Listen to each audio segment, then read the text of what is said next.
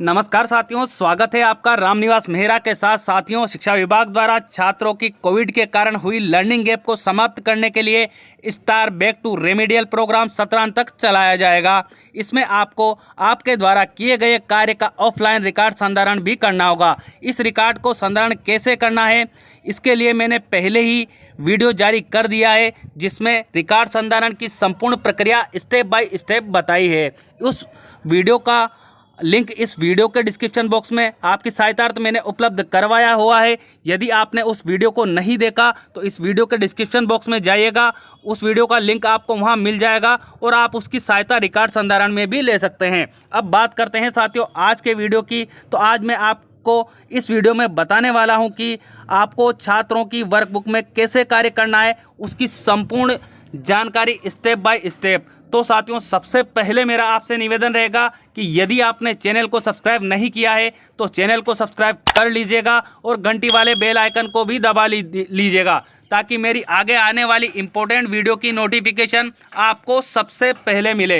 तो चलिए साथियों, देख लेते हैं संपूर्ण जानकारी स्टेप बाय स्टेप। इसके लिए मैंने सबसे पहले एक वर्कबुक को लिया है जिसका नाम है प्रयास। आपको यहाँ दिखाई दे रहा होगा, प्रयास वर्कबुक को मैंने चूज़ किया है। इसमें मैं एक वर्कबुक का आपको करके बता रहा हूँ, बाकी आपको इसी के अनुसार कार्य करना है विद्यालय में, और बाकी वर्कबुक पे भी आपको इसी तरह से कार्य को करते हुए अपने रिकॉर्ड को मेंटेन करना है। ये वर्कबुक है साथियों इंग्लिश की, जो है ग्रेड 4 और 5, मतलब ये कक्षा 4 को भी दी जा सकती है और कक्षा 5 को भी दी जा सकती है।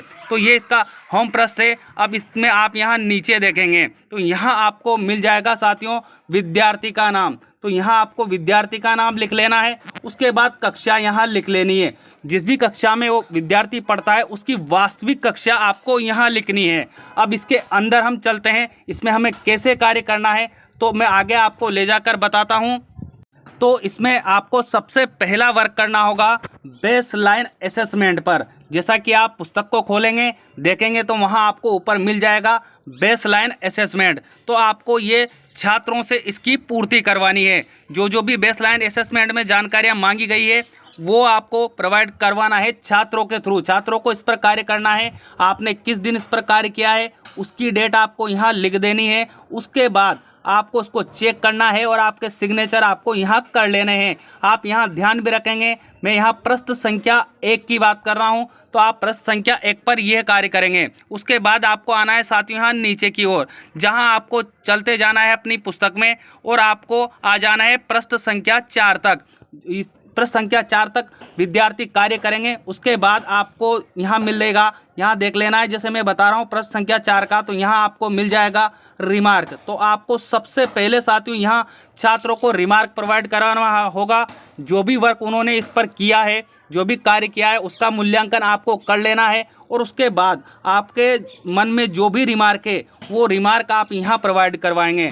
अब उसके कार्य के आधार पर, जो उसने कार्य किया उसके प्रदर्शन के आधार पर उसे आप या तो ग्रुप 1 में रखेंगे या ग्रुप 2 में रखेंगे। तो आप बेसलाइन जो असेसमेंट है उसके आधार पर आप जो आपकी कार्य पुस्तिका है उसी का बेसलाइन असेसमेंट आपको लेना है और उसी के आधार पर आपको ग्रुप को डिज़ाइन करना है। आपको फिर मैं याद दिला दूं कि आपको जो यहाँ ग्रुप डिज़ाइन करने हैं वो छात्रों के प्रदर्शन के आधार पर करने हैं और आपके स्व विवेक के आधार पर करने हैं। छात्र ने कितना काम किया है, कितना वो कर सकता है, वो जानकारी एक अध्यापक को होती है और आपका अनुभव को भी आपको यहाँ काम में लेना है। तो छात्र ग्रुप 1 से बिलोंग करता है या ग्रुप 2 से बिलोंग करता है, इसको आपको यहाँ से डिसाइड कर लेना है। और फिर मैंने आपको जो वीडियो का लिंक इस वीडियो के डिस्क्रिप्शन बॉक्स में उपलब्ध करवाया हुआ है, उसमें जो परफॉर्मे आपको भरने हैं जो आपकी फाइल में लगेंगे उसमें आपको यहाँ से ग्रुप छात्र का देख लेना है और उसके नाम के सम्मुख उसमें वो ग्रुप 1 में है या ग्रुप 2 में है उसकी जानकारी प्रोवाइड करवा देनी है। और सबसे अंत में आप यहाँ पर आपका जो भी रिमार्क है वो रिमार्क यहाँ लिख सकते हैं। उसके बाद आपके सिग्नेचर यहाँ हो जाएंगे, जो भी इस पुस्तक को पढ़ाता है, जो इस विषय को पढ़ाता है उसके सिग्नेचर आपको यहाँ कर लेने हैं। उसके बाद आपको छात्रों से आगे वर्क करवाना है, जहां आपको मिल जाएगा जैसा कि मैं यहाँ बता रहा हूँ वर्कशीट 1। तो इस वर्कशीट 1 से ही आपको छात्र से कार्य करवाना है और इनको फिलअप करवाना है। आप चाहे तो उसकी सहायता भी कर सकते हैं थोड़ी बहुत, पर आपको छात्रों को ज़्यादा से ज़्यादा प्रयास करवाना है। अब जब आप इस प्रश्न के अंत में आ जाएंगे तो आप पहुंच जाएंगे प्रश्न 5 पर। अब यहाँ आपको डेट डाल लेनी है जिस दिन आप इसको चेक कर रहे हैं वो, और यहाँ टीचर सिग्नेचर आपको यहाँ कर लेने हैं।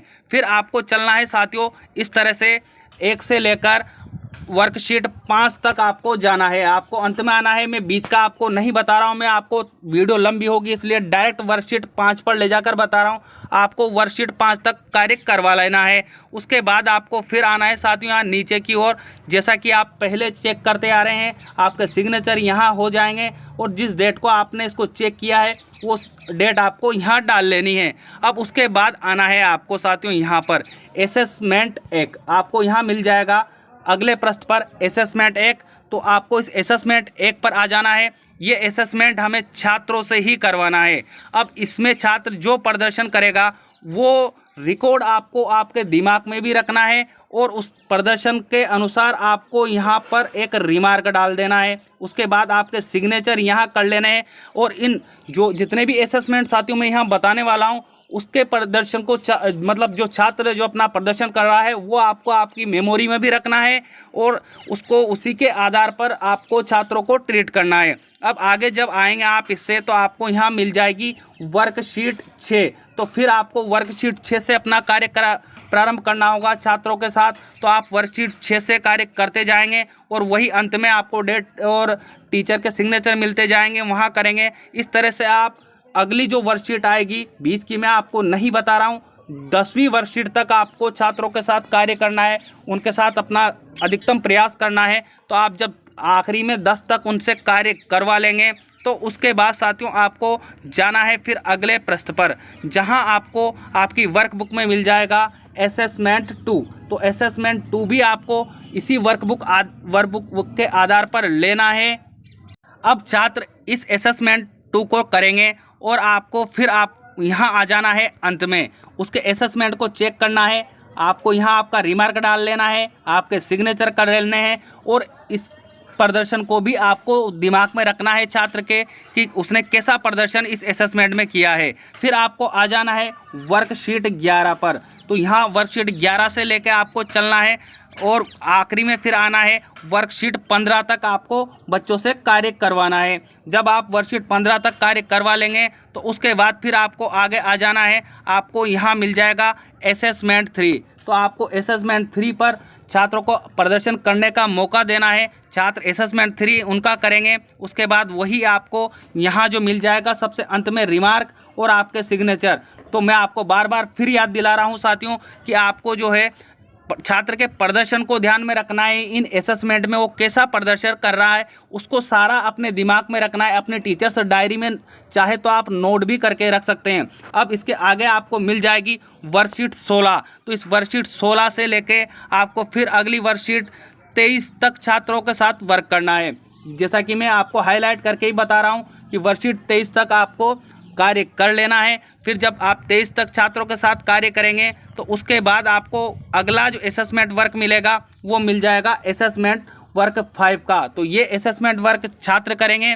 जब छात्र इसको कर लेंगे तो आपको यहाँ अंत में आना है। फिर वही आपका जो भी रिमार्क आप छात्र को देना चाहते हैं उसके प्रदर्शन के आधार पर वो यहाँ देंगे, आपके सिग्नेचर यहाँ कर लेंगे और उसका रिकॉर्ड आप मेंटेन कर लेंगे।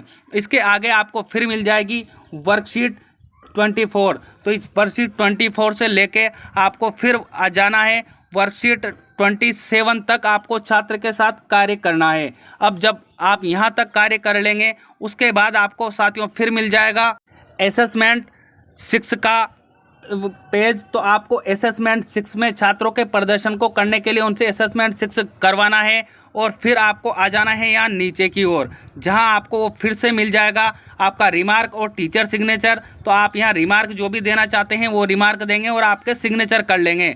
फिर आगे आपको मिलेगा वर्कशीट 28। तो इस वर्कशीट 28 से आपको वापस अपना कार्य प्रारंभ करना होगा और फिर जाना होगा वर्कशीट 31 तक आपको कार्य करना है छात्रों के साथ। जैसा कि मैं यहाँ फिर आपको याद दिला दूँ कि हाईलाइट करके बता रहा हूँ, जब आप आपकी वर्कबुक खोलेंगे तो ये चीज़ें आपको वहाँ मिल जाएगी। अब जब आप 31 तक छात्रों के साथ कार्य कर लेंगे उनके बाद आपको यहाँ मिल जाएगा असेसमेंट 7। तो आपको छात्रों से असेसमेंट 7 भी करवा लेना है और इसके प्रदर्शन को आपको आपके दिमाग में रखना है।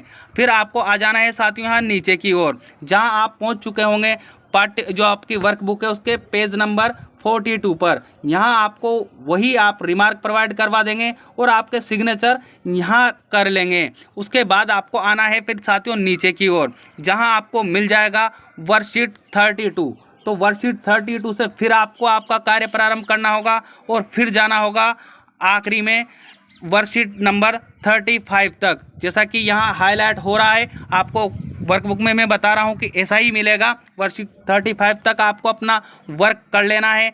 फिर आपको आगे मिल जाएगा वही असेसमेंट नंबर 8। तो आपको यहाँ फिर छात्रों से असेसमेंट 8 में भाग दिलवाना है और उनका असेसमेंट लेना है और इसको चेक कर लेना है। उसके बाद वापस जाना है आपको यहाँ नीचे, जहाँ आपको रिमार्क प्रोवाइड करवा देना है और आपके सिग्नेचर भी कर लेने हैं। अब साथियों यहाँ से शुरू होता है एंड लाइन असेसमेंट।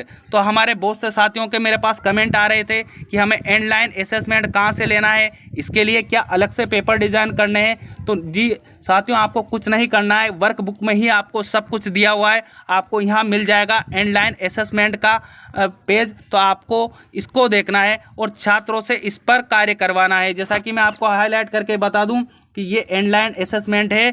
यहाँ आपको अगर आप इंग्लिश का ले रहे हैं तो ये पहला सेक्शन है 1।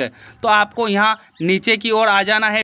छात्रों के प्रदर्शन को देखते हुए यहाँ छात्र अपना वर्क करेंगे और फिर अगला प्रश्न इससे आगे आपको एक और मिल जाएगा, वहाँ आप रिमार्क प्रोवाइड करवाएंगे। उसके बाद यहाँ अगला फिर आपको मिलेगा असेसमेंट सेक्शन 2। मैं इंग्लिश की बात कर रहा हूँ साथियों, हो सकता है हिंदी में थोड़ा सा अंतर हो, वहाँ पेज नंबर आपको मिलान नहीं होंगे, पर आपको यहाँ इंग्लिश में अगर आप देख रहे हैं तो यहाँ मिल जाएगा एंड लाइन असेसमेंट सेक्शन 2। तो छात्रों को फिर इस पर प्रदर्शन करने का आपको मौका देना है और जब आप इसे पूरा छात्रों को प्रदर्शन का मौका देंगे, आप चेक भी इसको कर लेंगे और आपके सिग्नेचर भी यहाँ कर देंगे। अब आपको यहाँ देखना है, इसी के आगे आपको मिल जाएगा साथियों स्टूडेंट परफॉर्मेंस रिकॉर्ड। तो आप यहाँ जो स्टूडेंट परफॉर्मेंस रिकॉर्ड आप जो बताना चाहते हैं उसमें अब आपको यहाँ देखना है। आपको यहाँ सबसे पहले जितना भी आपने उसके असेसमेंट लिए हैं स्टार्ट से लेकर आखिरी तक, उसको ध्यान में रखते हुए, और जो एंड लाइन असेसमेंट आपने लिया है उसको भी ध्यान में रखना है। उसके बाद आपको यहाँ रिमार्क आपका प्रोवाइड करवाना है।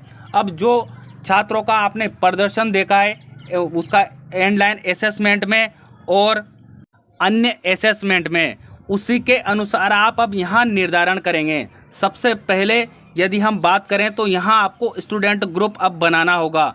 तो आपका इसका निर्धारण उसके सभी परफॉर्मेंस को ध्यान में रखते हुए यहाँ करना है। अब आपको यहाँ पर मिलेगा सबसे पहले यहाँ मिल जाएगा आपको जो लर्निंग लेवल 2।